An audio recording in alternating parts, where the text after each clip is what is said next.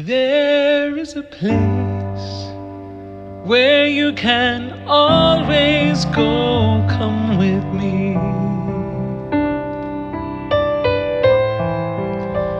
Where it's all right to let your feelings show. Come with me.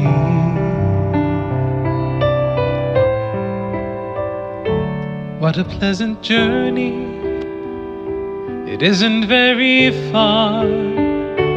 We can go together, stay right where you are. And now it's time to start. It's right in your heart. There is a place where you can always go. Come with me. And it's a place where you can free yourself. Come with me.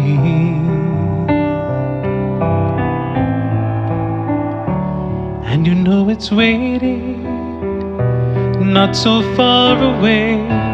Need no reservation, we can go today. And now it's time to start.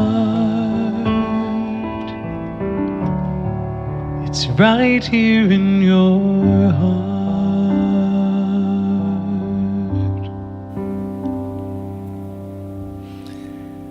Good morning.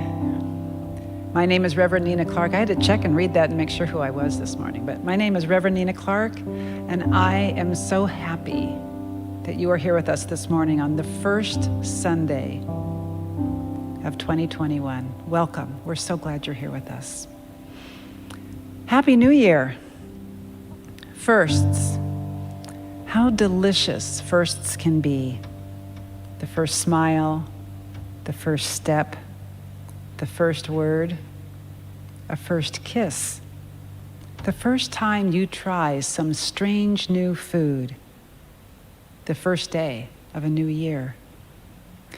When I was thinking about firsts, the saying, "You can't step into the same river twice," popped into my head, and it left me thinking that some things are always firsts. And then another way of looking at that saying occurred to me.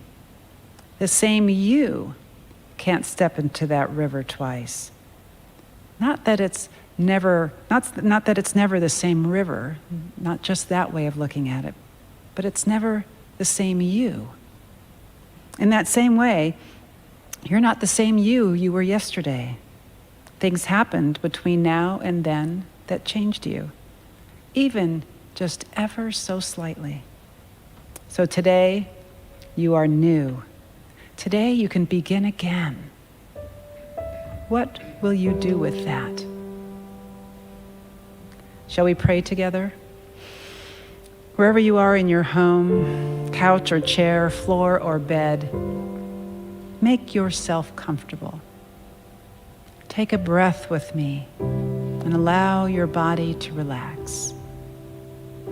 And another breath, relaxing even more. Allowing your eyes to gently close. And if you would, allow my words to be your words. Let us begin this new year knowing together again that there is only one infinite something.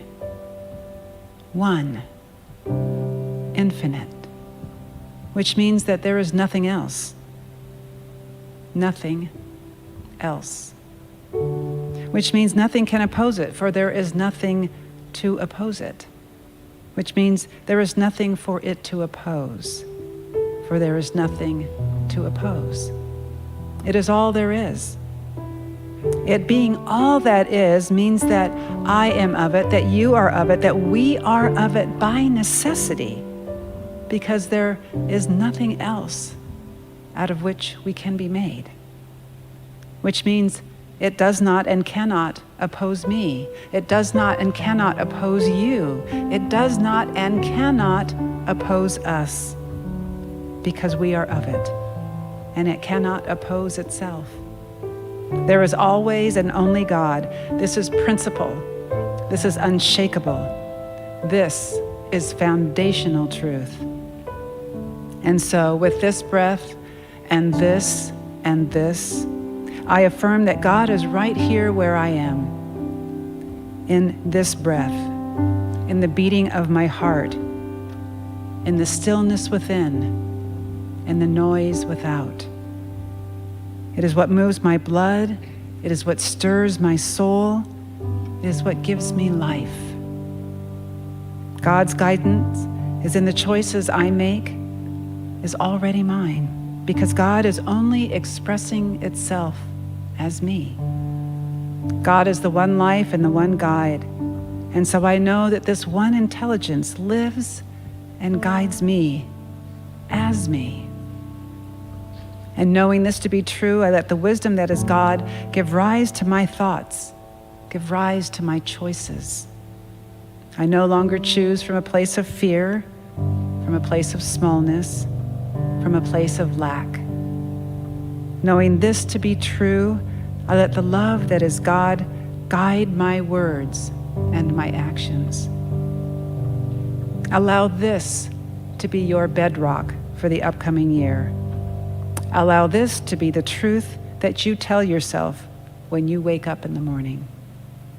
Allow this to be the truth that you curl up with at night. Allow this to be the truth that you whisper to yourself when the world feels overwhelming. Allow this to be the truth that guides your words and your actions and your heart. Let it be so, and so it is. And the light shines through each window, and the door is open wide, and each question has an answer. If you'll only look inside, there is a place where every sorrow ends. Come with me,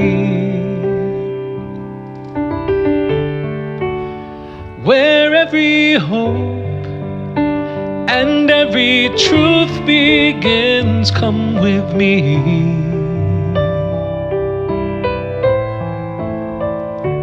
What a pleasant journey. It isn't very far. We can go together, stay right where you are. And now it's time to start. It's right here in your heart.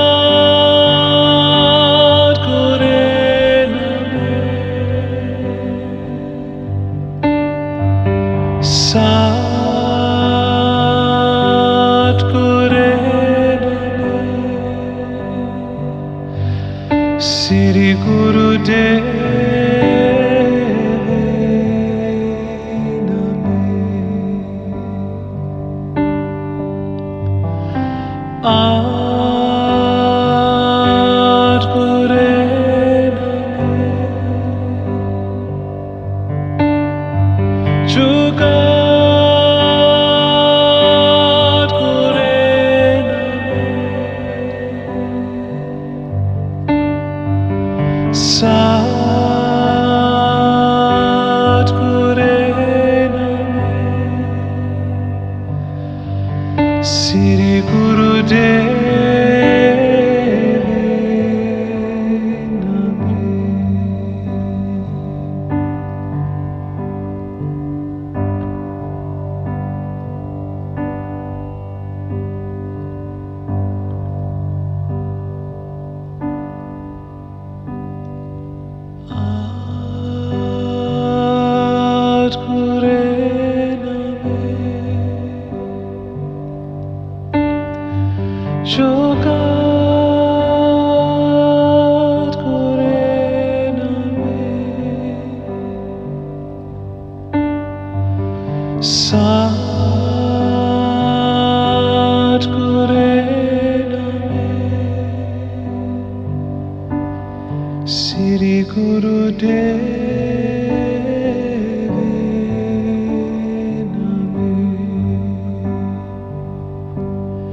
Siri Guru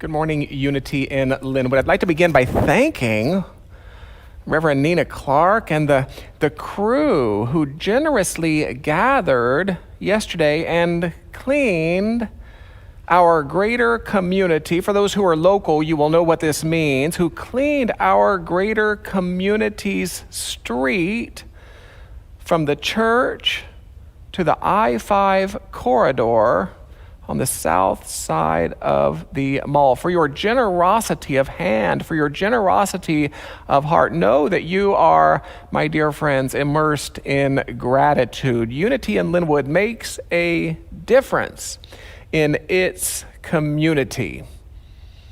And I celebrate this with you. I celebrate this for you. My name is Dr. Richard Loren Held. Always, it is my privilege, my pleasure. It is indeed the honor of a lifetime to welcome you to Unity in Lynnwood as its spiritual director. For those who have children, please note that Youth and Family Ministries gatherings are launching at this very moment as well. If you would like credentials for next week's gatherings, simply contact that program's director. Her name is Stacy Bailey. We invite you always to avail yourself to the vehicles of support which we have fashioned for you. Of course, visit unityinlynnwood.org, where you can meet your leaders in deeper ways, read blogs, enjoy podcasts. You can even enlist prayer support and download brochures. We invite you to engage with Unity in Lynnwood on the social media platforms of your choice. Do download the Breeze app, especially if you are a formal member. At this, the threshold into 2021, download the Breeze app. This will enable text reminders, notifications, and so much more. Always, if you'd like to stay in touch with us through periodic email messages, a couple per month, and no, we would never share or sell your information, click on the link provided in your social media chat window. I will wait. No, I won't wait. That was a bit of Sunday morning sassiness right there. Click on the link provided in your social media chat window. We will be happy to include you. It's also a great way simply to confirm that we have your current information.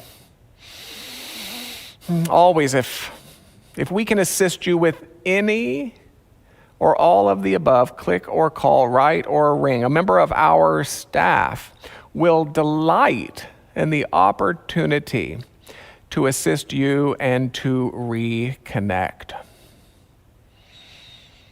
Practical spirituality, welcoming community. a mission statement, which I might suggest we fulfill in a number of tangible ways.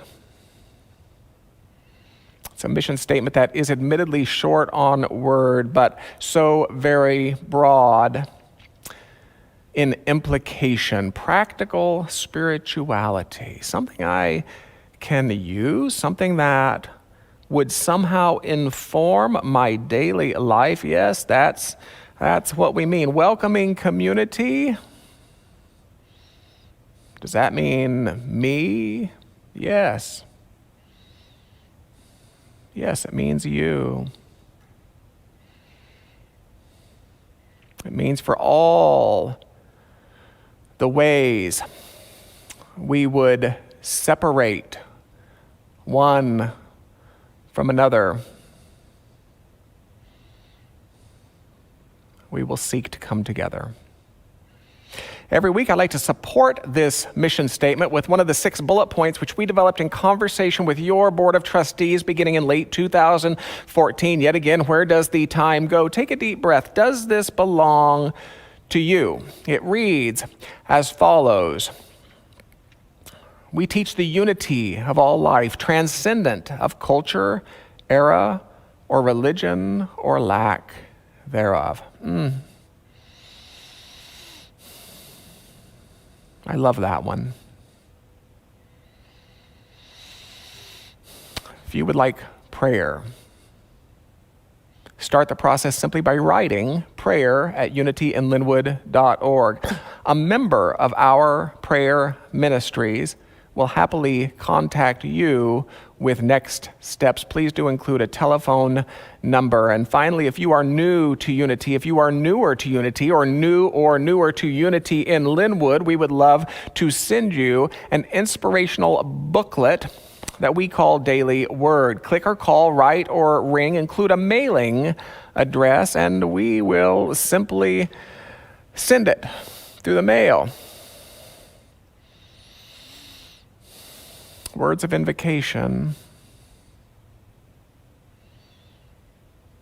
You're welcome to read along or to allow my voice to become yours in our collective consideration of the following. Though imaged and named variously, there is a singular and eternal ground of being from which all life emanates and into which all life retreats. We choose to call this ground of being God. By extension, we suggest that you are spiritual in nature, human in expression, and limitless in potential. We gather today to remember such truths, to celebrate our unity, and to honor all life. I will now spend the next 16 minutes telling you the exact same thing, but using many more words. It took a period of 40 for the earth to be purified, a period of 40 for Elijah to escape the evil queen, a period of 40 for the emancipated slaves to become a unified nation, a period of 40 for Moses to realize those so-called 10 commandments, a period of 40 for David to defeat Goliath, a period of 40 for Jesus to launch his public ministry, and another for the resurrection. Now, these references to 40 ultimately total hundreds. When Jewish and Christian scriptures are combined, and even more when Islamic and other Middle Eastern scriptures are added. So while it's wildly clear that 40 wasn't written as a precise measure by yesterday's writers, and mustn't be read as a precise measure by today's readers, it's also clear that it meant and that it means something pretty notable. Now, metaphysically, symbolically speaking, we might say that 40 is the whatever it takes to get from one level of consciousness and an expression to another. If you're like me, you can identify eras of 40 from your years, those stretches of whatever it took for you to give rise to something of new life. Certainly we as an intentional spiritual community can do the same. So at this, the genesis of Unity in Lynnwood's 40th year, let us embrace this opportunity to imagine ourselves upon a threshold, intuited and framed as a point of sacred power and holy possibility for millennia. Let us express humble gratitude for what has been, cultivate deep faith in what will be, and extend profound love for all with whom we share the journey. With that, I say happy birthday, Unity in Lynnwood, and happy new year. Now, I've chosen to launch this 40th year with a revisit to the very core of what unity represents. And I do acknowledge that this what unity represents is as varied as its interpreters. This what unity represents can appear to be something akin to gatherings in any Episcopal cathedral, timeless hymns soaring among the rafters, and something akin to gatherings around any 1960s campfire. John Denver lyrics floating over 12-string guitar, and every possibility between. So perhaps I would do better to say that I've chosen to launch this new year with a revisit to the very core of what unity represents as I see it. And let me say as well that these ideas aren't new. Now, I think they are languaged differently, maybe.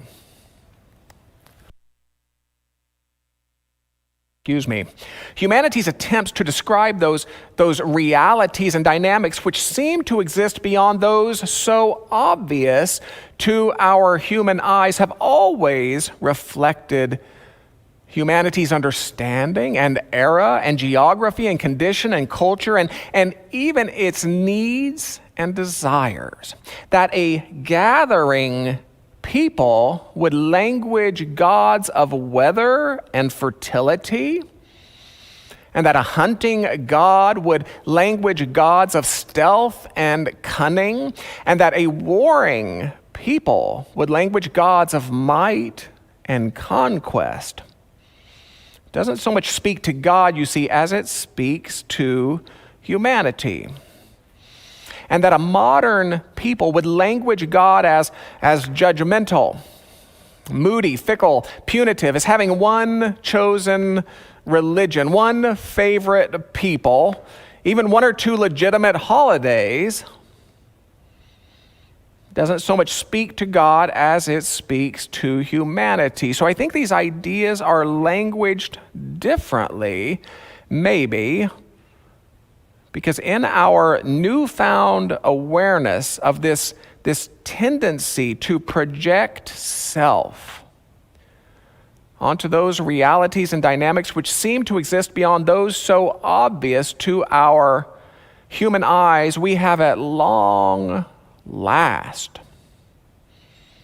set ourselves free from the limitations of languaging God as a gendered being like we are, from languaging God as a fickle being like we are, from languaging God as a punitive being like we are at long last. Even the writers of your Judeo-Christian Bible, writers from some 2,000, 3,000 years past, you understand, even the writers of your Judeo-Christian Bible encouraged humanity to consider that God is love, that God is spirit, that God is creator, that God is both Alpha and Omega, that God is I amness. I particularly love this last one. God is I amness.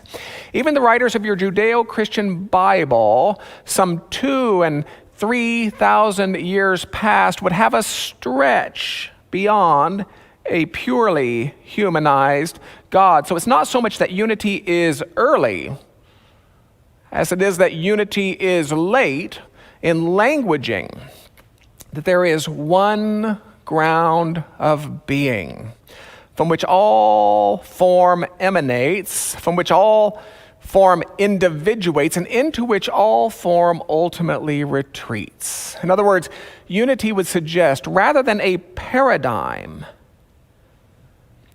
in which God produces, as the worker would make single widgets, a paradigm in which God individuates, as the sun would individuate single rays.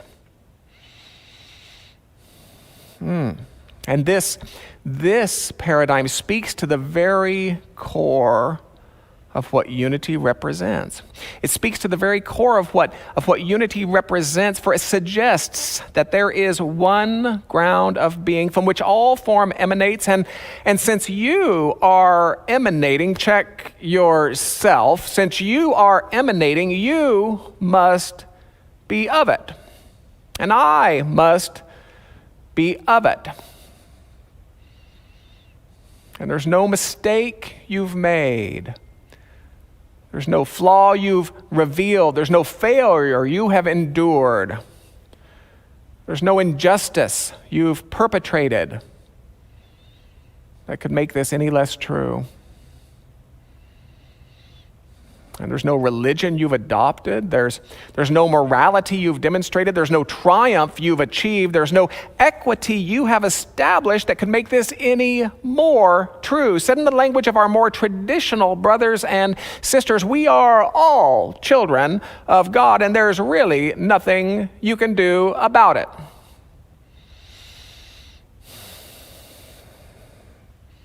That dominant voice of the early church said the same thing in different words. God is that in which we live, move, and have our being. So while some would suggest that to include ourselves among this family of life as it's being emanated by a God as a position of arrogance, I would suggest that to exclude ourselves from the family of life as it's being emanated by God, that's the position of arrogance. I would suggest that to consider ourselves somehow uniquely capable of being outside the ground of all being, that's a position reeking of human haughtiness, you see. I'm the one who exists outside of existence itself. A rather silly battle cry. And there you have the core of what unity teaches. There is only one source, and it's the eternal and unlimited isness which we choose to call God. And because there's only one source, you may no longer imagine yourself to be otherwise sourced. In other words, because there's only one source, you may no longer imagine yourself to be anything other than its eternal and unlimited expression. Tenets 1 and 2, if you like.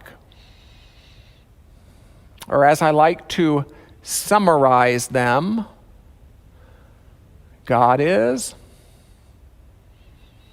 and I am. And so it is that the core of our prayer work shifts. I mean, we don't really connect with that from which we cannot separate, although it can feel like we do. We don't really return to that from which we cannot depart, although it can feel like we do.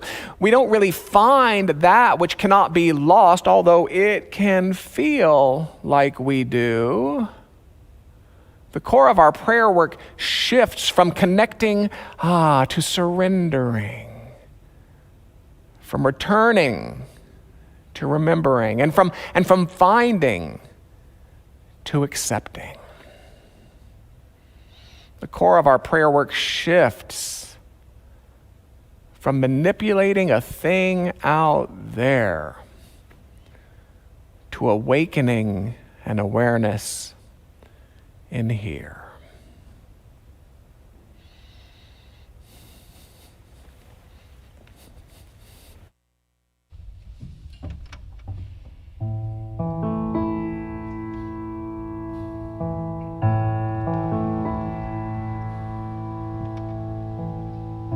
Sarve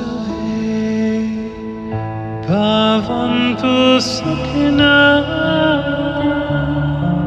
sarve santu niraya sarve bhadrani pashyantu mahakashi Dukkha Bhagavir Sarve Bhavantu Sukhina Sarve Santu Niramaya Sarve Bhadrani Pashyantu Mahakashi Dukkha Bhagavir Sarve Sarve Sarve Sarve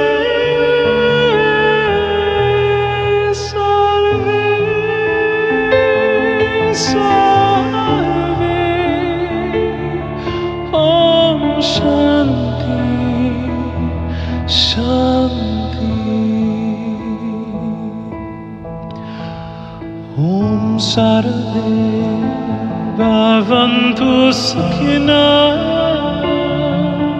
Sarve Santu Niramaya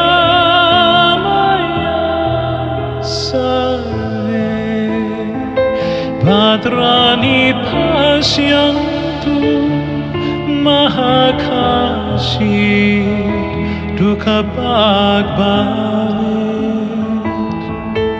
Sarve Sarve Sarve Sarve Sarve Sarve Om Shanti Shanti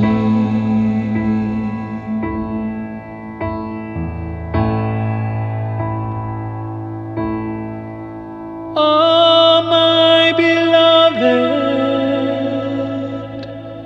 kindness of the heart,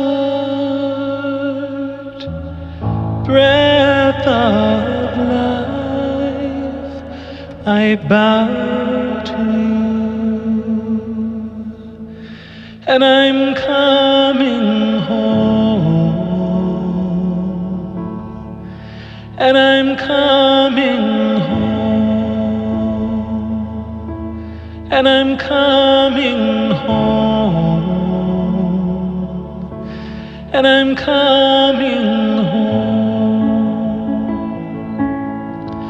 Om Namo Gurudev Namo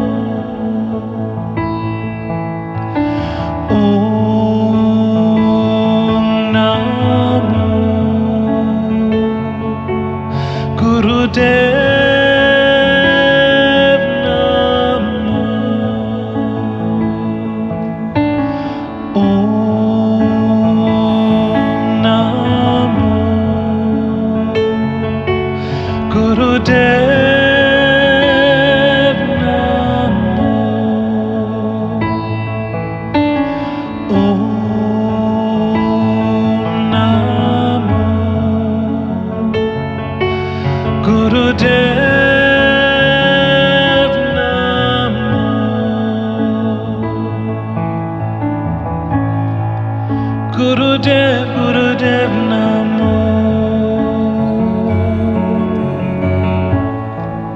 Gurudev Namo.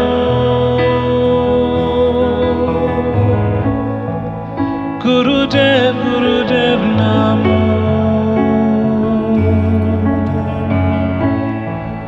Gurudev Namo.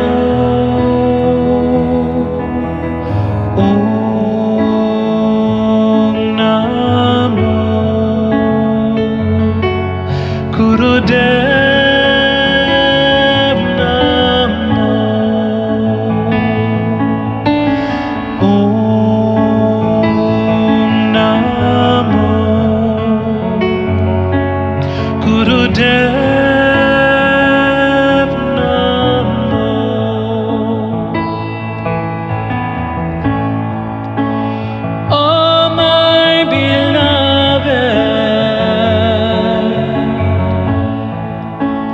Kindness of the heart,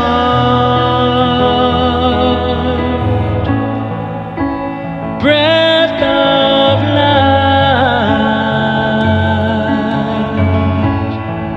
I bow to you,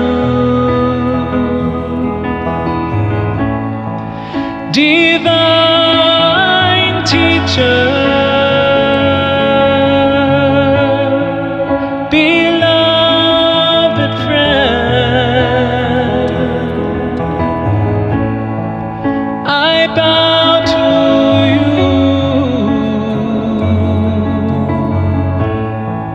Again and again,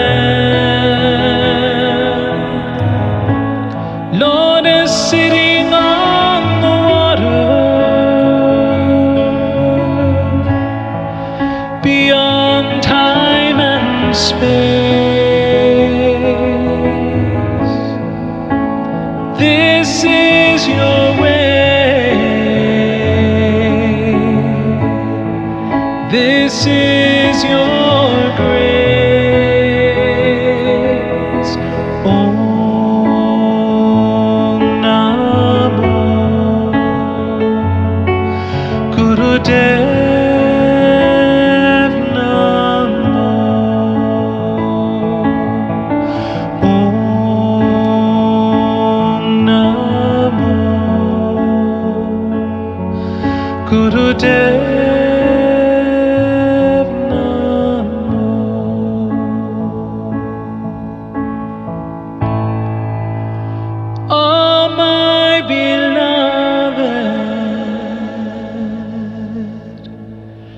Kindness of the heart, breath of life, I bow to.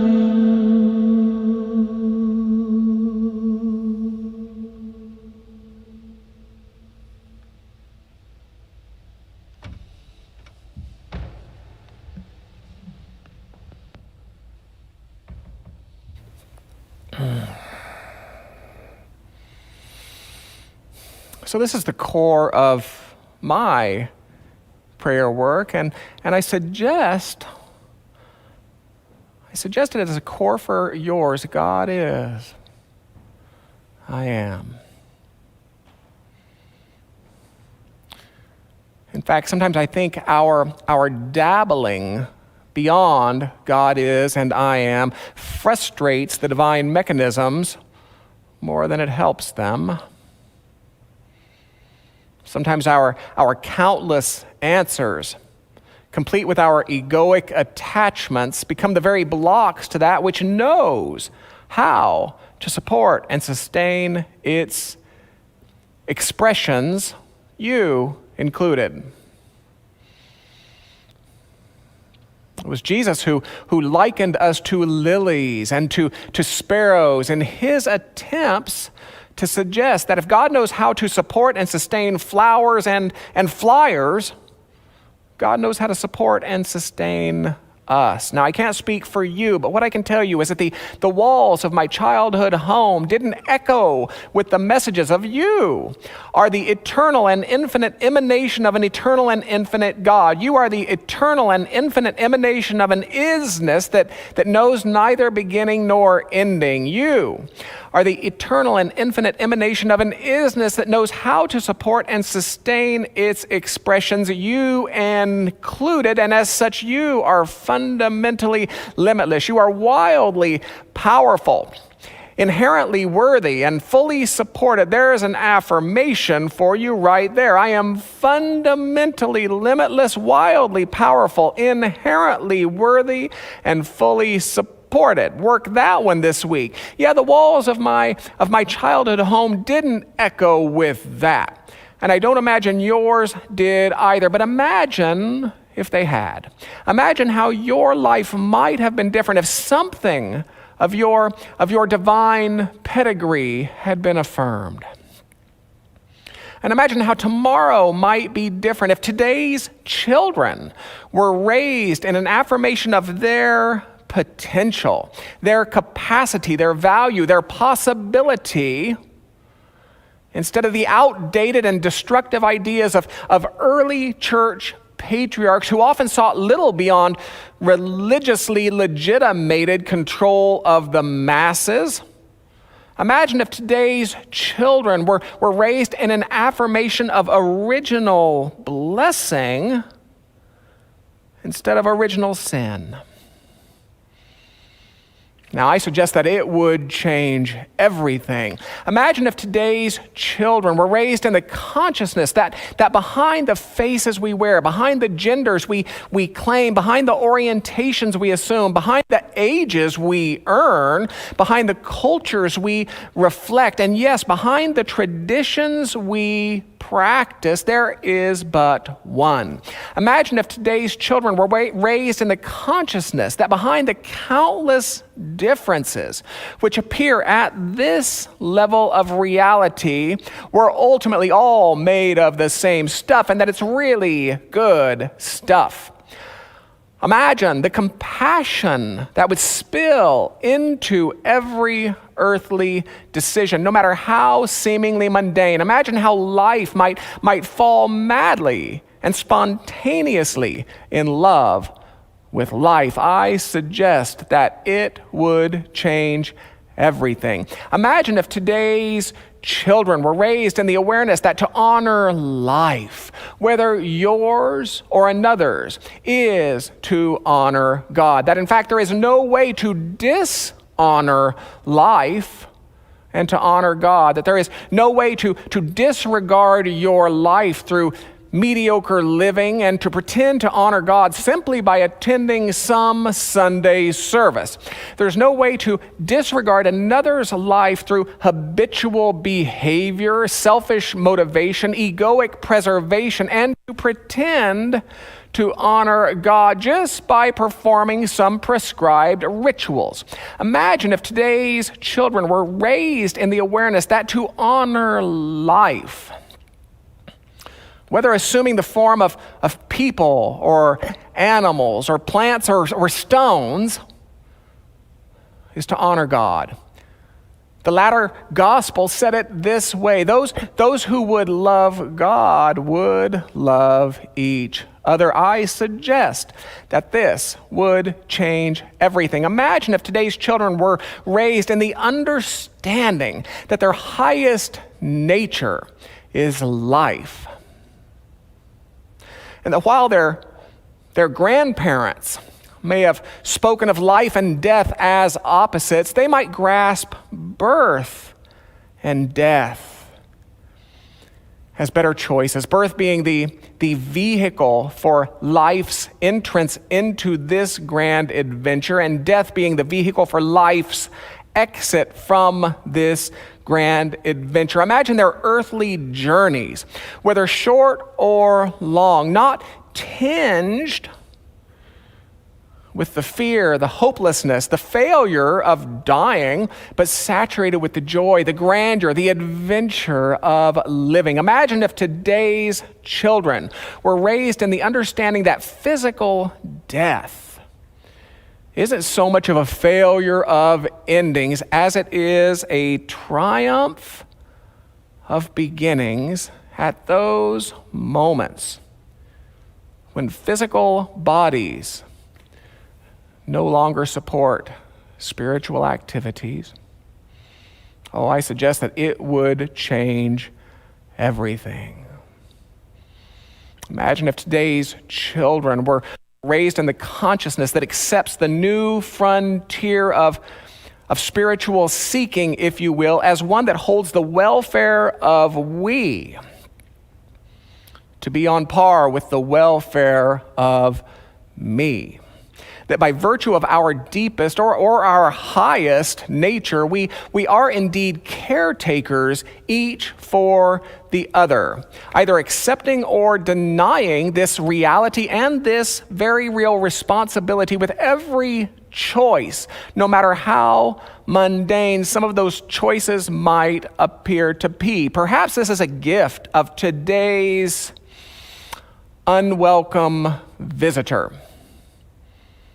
Perhaps the degree to which our very lives are held in the very hands of those with whom we share this journey has never been clearer. Perhaps the voice of evolving consciousness is rising as never before in its unison chorus of "It's really not all about you, and it never was." I suggest that it would change everything. Now, why would I offer you these interpretations on the first Sunday of 2021? Well, I suppose I would suggest this as something of a New Year's blessing, that your wisdom is so much deeper than you have known, that your creativity is so much broader than you have known, that your capability is so much bigger than you have known, that your very spirit is so much nobler than you have known, that in every imaginable way you are so much more than you have known. And in the spirit of all who have gone before us to navigate such an awakening, whether through religious practice or not, and it makes no difference, I would suggest this as something of an encouragement as well, that each of us approaches this new year not so much by asking what richness we might take from the table of life, but by asking what richness we might be willing to bring to it.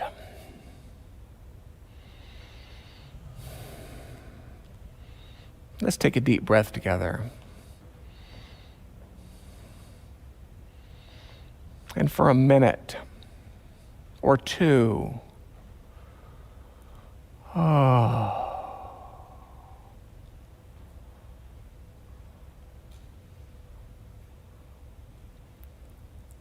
allow your inner world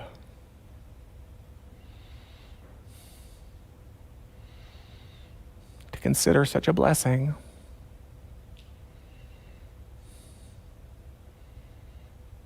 I am so much more.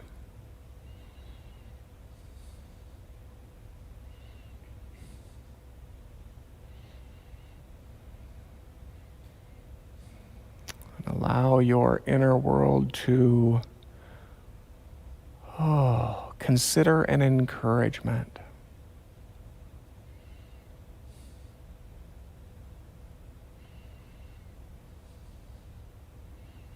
What richness, then, might I bring to the table of life?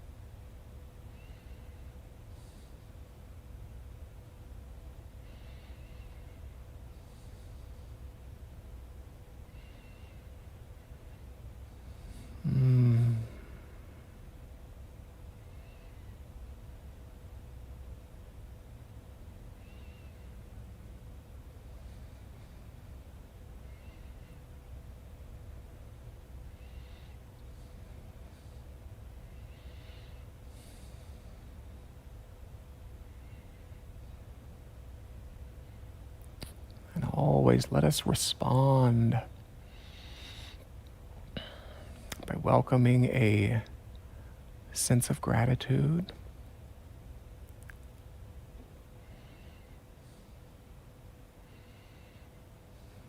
Imagining that gratitude to fill the very physicality of us.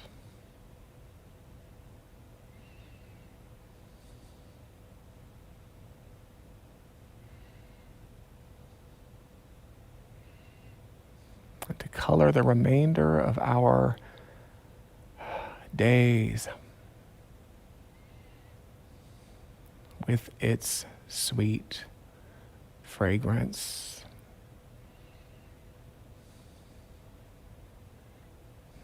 And so it is.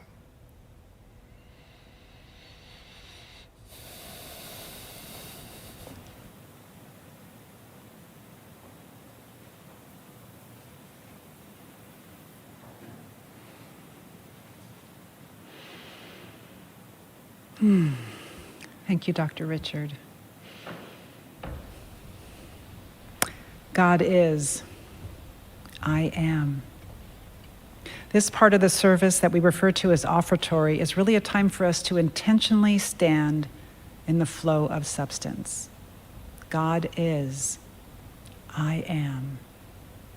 It is a time for intentional practice. God is, I am. This is an opportunity to know, along with your spiritual community and with every last thread of your thought, with all of your power, with all of your intention, with all of your being, that by virtue of your inability to be separate from the one substance, that life is a state of consciousness. You are rich abundance itself.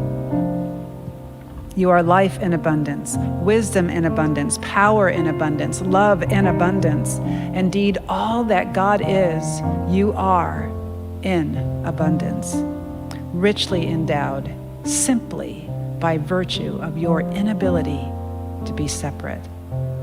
You need only know it and know it powerfully and accept it with your whole being.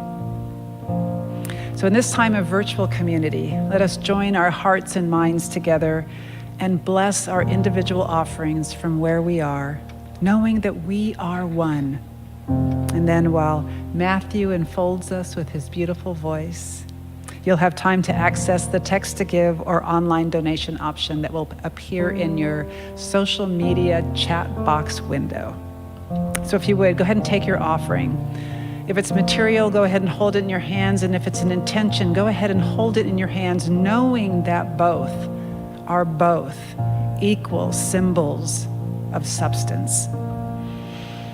And know with me, with your community, that through the sharing of your abundance, through the sharing of this spiritual substance, your abundance of love, of wisdom, of life, of plenty itself, you are, and thus we are, a blessing in this world.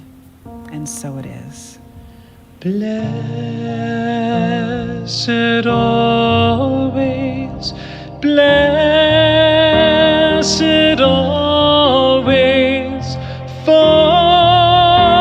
the arms of God surround us. Let our joy be so triumphant that we rest in God and say amen. Blessed always, blessed always, for the arms of God surround us. Let our joy be so triumphant that we rest in God and say amen.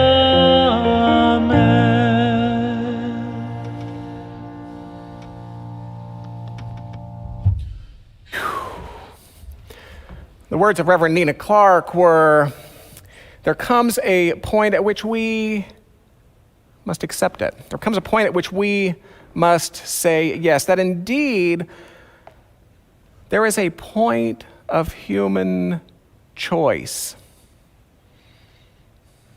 in matters spiritual. Please register for any and all events, either by visiting the website or by clicking on a link provided in your social media chat box window. Social hour following this service. A link clickable will appear in your social media chat window. Copy it, please. Copy it now. If you would like to attend, all are welcome. Your host today is volunteer coordinator Michelle Van Eyck. Once you have copied the link, then when the service ends, you may insert it into a browser window and chat with some really lovely people. Prayer, a 6-month class, launches today. There will be one class each month, followed by 30 days to practice. You know, we in spiritual circles in particular tend to spend a great deal of time discussing whether something works or how something works. This class will invite us to prove that something works. It will ask us to enter willing to try it. So today we begin with prayer as attracting. If you love The Secret, if you love the law of manifestation, the law of attraction, it's a great first class for you. All classes will be 60 minutes in duration. Your charge is to choose something which you would like to attract yourself to in the next 30 days. Make it fun. Make it fun. Prosperity and wholeness will be the other two classes offered during 2021. Reverend Nina Clark, if you cannot get your fill of Reverend Nina Clark, and who can, please consider joining her on Wednesday evenings in the new year for a service entitled Interlude. Every Wednesday, 7:00 p.m. It's been written, a brief inspirational message with a nourishing meditation will help you recenter and remember the truth of you.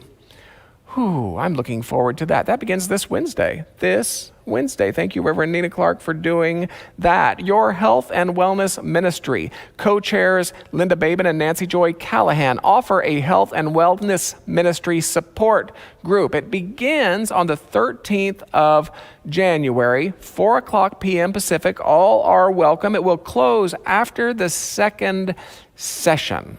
If you have not yet registered, there might be a spot left. I think it's very close. It's been written, we present a 6-week online support group. We encourage each one to bring issues that have relevance to the lives we are living right now. We will create a container for questions, for wondering, and for sharing the doubts and the wisdom which are breaking through in this time of uncertainty. We will remind one another of principles and practices that support healthy living and encourage one another to action for greater hope, resilience, strength, and wisdom. Greater hope, resilience, strength, and wisdom. That's a yes for me. Close your outer eyes, please. Take a deep breath. We call this prayer. It's really a time of higher knowing. It's a time of intentionality injected into the prayers which are ever underway by virtue of your being human.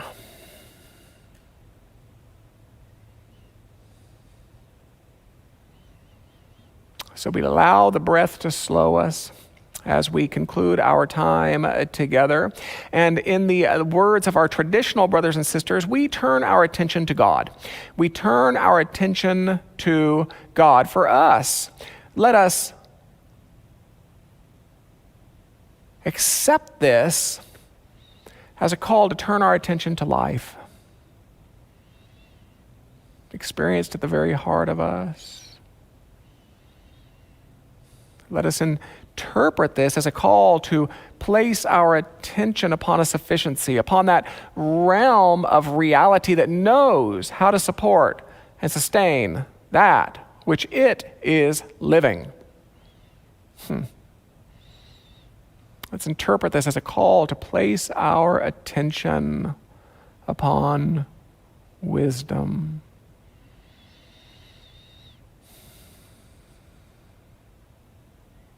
That same higher reality knows how to support you and sustain you with inspiration, with ideas, with visions that would bless and unfold the eternal you. Let us accept this as a call to interpret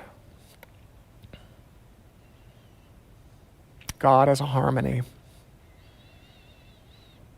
that holds all of nature